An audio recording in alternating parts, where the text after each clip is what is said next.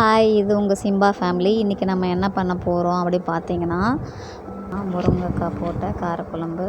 எங்கள் வீட்டிலே காய்ச்சிருக்க முருங்கைக்காய் பாருங்கள், கிட்டத்திலே காய்ச்சிருக்கு. இதை வந்துட்டு கொஞ்சம் பெரிய காயாக பார்த்து பறித்து வந்துட்டு இன்றைக்கி வந்து 2 காய் போட்டு வந்துட்டு காராமணி போட்டு காரக்குழம்பு வைக்கலான்னு சொல்லிட்டு இருக்கிறேன். இதில் நல்லா முத்தின காய் கொஞ்சம் 2 இருக்குது. முத்தின காய்னா அப்படி கிடையாதுங்க, இதில் வந்து நார் அவ்வளோவா இருக்காது. நம்ம கட் பண்ணோம்னா ஸ்லைஸ் போட்டோன்னா கரெக்டாக கத்தியில் கட் பண்ணும்போது கேக் கட் பண்ணுற மாதிரி கட் ஆகிடும். ஆனால் நம்ம இப்படி உரிச்சோன்னா நாரே வராது. அந்தளவுக்கு வந்துட்டு சூப்பராக இருக்கும் காய். நான் அதில் 2 தான் இன்றைக்கி போட போகிறேன். பாருங்கள், நம்ம வாங்க காரக்குழம்பு எப்படி செய்யலாம்னு பார்க்கலாம். அதுக்கு முன்னாடி கூட வந்துட்டு லக்கி வந்துட்டு பார்த்துட்ருக்காரு. இதுக்கு என்ன பொருள் இப்போ தேவைப்படுதுன்றதை பார்க்கலாம். காராமணி பயறு வேக வச்சது, பசங்களுக்கு ஸ்நாக்ஸ்க்காக வச்சேன். அதை வந்துட்டு 100 பயறு இருக்கும். இப்போ நான் குழம்புக்கு போகிறதுக்கு எடுத்து வச்சுக்கிட்டேன். அதுக்கு அடுத்தது பார்த்திங்கன்னா வந்துட்டு 2 வெங்காயம் கட் பண்ணி வச்சுருக்கேன். அதுக்கப்புறம் வந்துட்டு 2 தக்காளி கட் பண்ணி வச்சுருக்கேன். 2 பச்சை மிளகாய், அதே போல் வந்துட்டு 2 முருங்கைக்காய் வந்துட்டு பறிச்சோம்ல அதை கட் பண்ணி வச்சுருக்கேன். புளி கரைசல் வந்துட்டு ஒரு 250 ml இருக்கும், அதை வந்து கரைச்சி வச்சுருக்கேன். அதுக்கப்புறம் கொத்தமல்லி, கருவேப்பிலை. இப்போ வாங்க சமைக்கலாம். சமைக்கும் போது என்னென்ன மசாலா சேர்க்குறதுன்றதை பார்க்கலாம். ஃபஸ்ட்டு அடுப்பு பற்ற வச்சுக்கலாம். பற்ற வச்சுட்டு நம்ம வந்துட்டு கடாயை எடுத்து அடுப்பில் வச்சுட்டு வானல் காயும் வந்துட்டு நம்ம வந்துட்டு ஆயில் சேர்க்கலாம். இப்போ வானல் வந்துட்டு காஞ்சிருச்சு. இதில் வந்துட்டு ஆயில் சேர்த்துக்கலாம். ஆயில் வந்துட்டு எப்போயுமே காரக்குழம்பு கொஞ்சம் நிறையா சேர்த்துக்கிட்டா டேஸ்ட்டாக இருக்கும். காரமாகவும் இருக்காது, கொஞ்சம் கம்மியாக இருக்கும். நல்லெண்ணெய் சேர்த்துக்கிட்டா ரொம்ப டேஸ்ட்டாக இருக்கும். இப்போ வந்து எண்ணெய் காஞ்சிருச்சு. நம்ம வந்து அதில் வந்துட்டு கடுகு வந்து சேர்த்துக்கலாம்.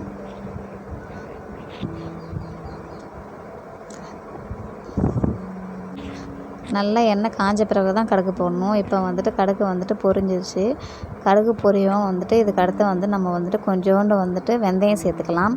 காரக்குழம்புக்கு எப்போயுமே காரக்குழம்புல வந்துட்டு நான் வந்துட்டு பூண்டு சேர்ப்பேன். அது பூண்டு இப்போ இல்லை இன்றைக்கி, அதனால் வந்து நான் பூண்டு சேர்த்துக்கலை, கடையில் போய் வாங்கிட்டு வராததால். இப்போ வந்துட்டு அந்த வெந்தயம் வந்து கொஞ்சம் வந்து நல்லா ஒரு நல்ல சிவப்பு கலரில் ஆகவும், அடுத்தது நான் வந்து வெங்காயத்தை போட போகிறேன். நான் வந்து எப்போயுமே வந்துட்டு கருவேப்பிலை வந்து ஃபஸ்ட்டு பொரிய விட மாட்டேன். வெங்காயம் போட்டுட்டு அதுக்கப்புறம் வந்து கருவேப்பிலை போடுவேன். ஏன்னா வந்துட்டு கருவேப்பிலை நேரம் மாறிடும்னு சொல்லிட்டு எனக்கு ஒரு இது. அதனால் வெங்காயம், பச்சை மிளகாலாம் சேர்த்த பிறகு தான் வந்துட்டு கருவேப்பிலை போட்டு வந்துட்டு நான் வதக்கி விடுவேன். இப்போ வந்துட்டு வெங்காயத்தை போட்டு கொஞ்சம் வந்து பிரட்டி விட்டுக்கலாம். நல்லா ஒரு பாதி வதங்கின பிறகு நம்ம வந்து இதில் வந்து கருவேப்பிலை வந்துட்டு ஒரு கைப்பிடி அளவு எடுத்து சேர்த்துக்கலாம். கருவேப்பிலை வந்துட்டு எவ்வளோக்கு எவ்வளோ எல்லாத்துலேயும் சேர்த்துக்கிறோமோ நல்லது. குழந்தைங்க வந்து ஒதுக்கி வச்சாலும் ஒதுக்கி வைக்காதீங்க சொல்லிட்டு சாப்பிட வைங்க. நான் இப்போ வந்து கருவேப்பிலை சேர்த்துக்கிட்டேன். இப்போ வந்து கருவேப்பிலை சேர்த்து வச்சுட்டு நல்லா வந்து வதக்கி விட்டுக்கலாம். அதுக்கப்புறம் இதை நல்லா வதங்கின பிறகு நம்ம வந்து அடுத்து வந்துட்டு என்ன சேர்த்துக்கிறதுன்னு சொல்லிட்டு பார்த்திங்கன்னா, நம்ம அடுத்து வந்துட்டு தக்காளியை வந்து சேர்த்துக்கலாம். இப்போ இதில் வந்துட்டு நான் காயெல்லாம் வந்துட்டு இந்த ஸ்டேஜ்லேயே நான் சேர்த்துக்கிட மாட்டேன், அதுக்கப்புறம் தான் சேர்த்துப்பேன். ஃபஸ்ட்டு வந்து தக்காளி வந்து நல்லா கொஞ்சம் பாதி வதங்கின பிறகு தான் நான் சேர்த்துப்பேனே. இப்போ வந்து நம்ம வந்து தக்காளி சேர்த்துக்கலாம். வாங்க, நல்லா வதங்கிடுச்சு வெங்காயம்.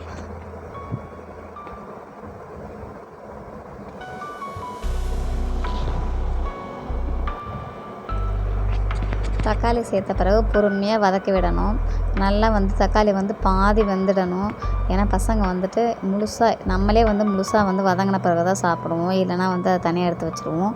ஃபஸ்ட்டு நல்லா பாதி வந்து தக்காளி வந்து நல்லா வெந்துடணும், இந்த ஆவிலே வந்துடணும். அதுக்காக வந்து நல்லா வந்து தக்காளியை வந்துட்டு பிரட்டி விட்டு நல்லா வதக்கி விட்டுறணும். மூடி வச்சு ஒரு 10 minutes மூடி வச்சு வேக வச்சுட்டு அதுக்கப்புறம் வந்து நம்ம வந்து முருங்கைக்காய் வந்து சேர்த்துக்கணும். முருங்கைக்காய் வந்து சேர்த்துக்கிட்ட பிறகு நம்ம எல்லோரும் வந்து எப்படி காரக்குழம்பு வைப்பாங்கன்னு தெரியாது, ஆனால் நான் இப்படி தாங்க காரக்குழம்பு வைப்பேன். எனக்கு வந்து ஃபஸ்ட்டு முருங்கைக்காய் இப்போ சேர்த்துக்கிறேன். நான் சேர்த்துட்டு கொஞ்சம் அதை வந்து நல்லா வதக்கி விட்டுட்டு அதில் வந்து கொஞ்சோண்டு சால்ட்டு சேர்த்துக்கிட்டு அதுக்கப்புறம் வந்துட்டு நம்மளை வந்து கொஞ்சோண்டு தண்ணி, வெறும் தண்ணி சொல்லுவாங்கள்ல, வெறும் தண்ணி, புளி தண்ணியோ அதெல்லாம் கிடையாது, வெறும் தண்ணியை வந்துட்டு இதில் ஆட் பண்ணிவிட்டு நல்லா வந்துட்டு கொஞ்சம் ஒரு 10 minutes வந்துட்டு வெறுமனே மூடி வந்துட்டு வேக வைக்கணும். அது வந்துட்டு ஆஃப் பாயில் ஆன பிறகு, ஆஃப் பாயில் கூட இல்லை, ஒரு முக்கால்வாசி வந்துட்டு அந்த முருங்கைக்காய் வந்து வெந்த பிறகு நம்ம அதுக்கு அடுத்தது வந்துட்டு என்னென்ன சேர்க்கணுமோ அதை வந்து சேர்க்குறத பார்க்கலாம். நான் எப்போயுமே அதுமாரி தான் பண்ணுவேன். இன்றைக்கும் அதே போல் தான். இதில் நான் இன்னும் ஒன்று பண்ணுவேன்னா, தேங்காய் அரைச்சி ஊற்றுவேன். இப்போ வந்து நைட் டைம் வந்து நான் செய்கிறேன் காரக்குழம்பு அப்படின்றதால தேங்காய் வந்துட்டு அரைச்சி ஊற்ற மாட்டேன். நைட் டைம் வந்து பசங்களுக்கு தேங்காய் அரைச்சி ஊற்றின குழம்பு சாப்பிட்டா வந்து செட் ஆகாது. இப்போ மார்னிங் அப்புறமேட்டுக்கு ஆஃப்டர்நூன் வந்து சாப்பிட்றதா இருந்தால் தேங்காய் அரைச்சி ஊற்றினா சாப்பிடுவாங்க. நைட்டு வந்துட்டு யாருக்குமே தேங்காய் அரைச்சி ஊற்றுறது வந்துட்டு செட் ஆகாது. எனக்கு செட் ஆகிரும், ஆனால் இவங்களுக்கெல்லாம் செட் ஆகாது. இப்போ வந்து அதுக்கு தேவையான உப்பு மஞ்சத்தூளும் சேர்த்து பிரட்டிட்ட பிறகு தான் அந்த வந்துட்டு நான் சொன்ன வந்து தண்ணி ஊற்றி ஒரு 10 மினிட்ஸ் வேக வைக்கிறது. இப்போ வாங்க பார்க்கலாம். தண்ணி ஊற்றிட்டு வெந்த பிறகு நான் உங்களுக்கு காட்டுறேன் எப்படி வந்திருக்கு பாருங்கள். அழகாக வந்து சூப்பராக வந்திருக்கும். வந்து நம்மளுக்கு இதை பார்க்கும் போதே வந்துட்டு நல்லா பச்சை பசேல்னு, நம்ம கடையில் வாங்கியிருந்தாலும் பச்சை பசேல்லாம் இருக்கும். ஆனால் நம்மளுக்கு வந்து நம்ம கையால் பறித்து செய்யும் போது அதில் வந்து ரொம்ப வந்து சந்தோஷமாக இருக்கும். நம்ம கையாலே அந்த முருங்கைக்காயை பறிச்சுட்டு வந்து அதை வந்து கட் பண்ணி அதை ஃப்ரெஷ்ஷாக அப்போயே செய்யும் போது அதில் இருக்கிற சந்தோஷம் வந்துட்டு நம்மள எதுலேயும் இருக்காது. அதுவும் வீட்டிலே வந்து கார்டனிங்லாம் பண்ணி வந்துட்டு அதிலேருந்து காயை எடுத்து வந்து செய்வாங்க. அப்போ ரொம்ப சந்தோஷமாக இருக்கும். நான் முன்னாடி வீட்டில் வந்துட்டு மாடி தோட்டம் வச்சுருந்தேன். அதில் வந்து வெண்டைக்காய், அதுக்கப்புறம் நிறையா வந்துட்டு காயெல்லாம் வச்சுருந்தேன். இப்போ எதுவுமே வச்சில்ல. கொஞ்ச நாள் வந்து தண்ணி ப்ராப்ளமாக இருந்துச்சு. அதுக்கப்புறம் மண்ணெல்லாம் நிறையா இல்லை, செடியெல்லாம் வாடி போனதால் நான் வந்து அதை வந்து எடுத்துட்டேன் எல்லாத்தையுமே. இப்போதைக்கு வந்துட்டு நான் மாடி தோட்டத்தில் வச்சுருக்கிறது பார்த்திங்கன்னா வந்துட்டு வெறும் வந்துட்டு பட்ரோஸ், அப்புறமேட்டுக்கா வந்துட்டு நான் அப்பத்துலேருந்து வச்சுருக்க வந்து மாதுளம்பழம் செடி, இதை மட்டும் தான் வச்சுருக்கேன். இப்போ வந்து அந்த 10 மினிட்ஸ் வந்துட்டு க்ளோஸ் பண்ணி வந்துட்டு வேக வச்சிடலாம். இப்போ அது வந்துச்சா என்னன்றதை பார்க்கலாம் வாங்க. இப்போ பாருங்கள் எவ்வளோ அழகாக வந்திருக்கும் பாருங்கள். எடுத்து காட்டுறேன் நான் கையில் பாருங்கள். அப்படியே அந்த ஃப்ரெஷ்ஷெல்லாம் வந்துட்டு முக்கால்வாசி வந்திருக்கும்.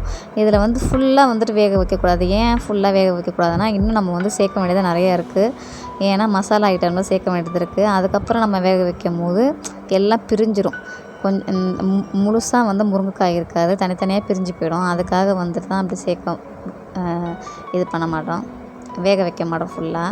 இப்போ வந்து இந்த ஸ்பூனுக்கு வந்துட்டு ஒரு 3 ஸ்பூன் மிளகாய்த்தூள் நம்ம வீட்டில் அரைச்சது. எங்கள் வீட்டில் வந்துட்டு காரம் கம்மியாக தான் வந்துட்டு அரைச்சிருப்போம், உங்களுக்கு தெரியும். அதுவுமே காரமாக இருக்குன்னு சொல்லிட்டு பசங்க சொல்லுவாங்க. அதுக்காக தனியாத்தூள் வந்துட்டு சேர்த்துப்பேன். தனியாத்தூள் வந்துட்டு நான் அரைச்சி வச்சுருப்பேன். அது ஒரு 3 ஸ்பூன்.